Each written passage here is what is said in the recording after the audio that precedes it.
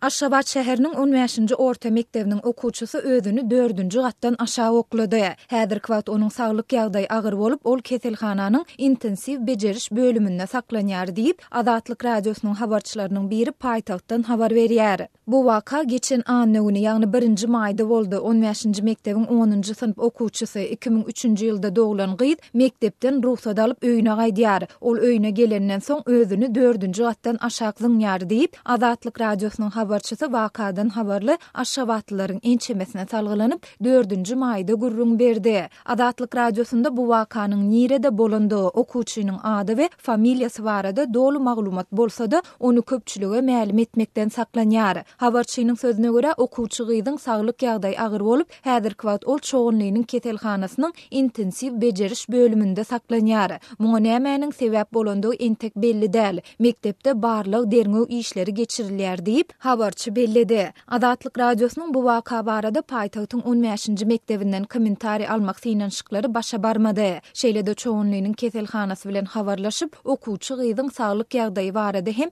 resmi maglumat alyp bolmady. Habarçy mektep okuwçylarynyň öz janyna kast etmek ýa-da oňa synanşmak bilen bagly ýagdaýyň bagtal ýüze çykýandygyny aýdyp, geçen okuw mögsüminde bolan bir wakany gurrun berdi. Bagtyarlyk etrafynda yerleşen köşüniň orta mektebinde 14 ýaşly yetkinjek gyz paçygaly ýagdaýda aradan çykdy. Ol gyzyň namysyna degilendigi sebäpli uksuz kislatasyny içip özüni helakländigi aýdyldy diýip habarçy aýtdy. Galyberse-de habarçy ýakynda Aşgabatyň 15-nji mektebinde ýokary sınıf okuwçylaryň arasynda ýakalaşygyň bolandygyny we şonda agyr yaralanan bir oglanyň henüz hem keselhananyň intensiw bejeriş bölüminde saklanýandygyny belledi. Şonda 16-njy mektebiň ýokary sınıf okuwçylarynyň bir topory 15-nji mektebe geldi. Olaryň arasynda toporlaryň uruş dawa ýakalaşyk boldy. Okuwçylaryň köpüsi yaralandy. Olaryň arasyndan 15-nji mektebiň bir okuwçysy henüz hem keselhananyň intensiw bejeriş bölüminde saklanýar diýip habarçy aýtdy.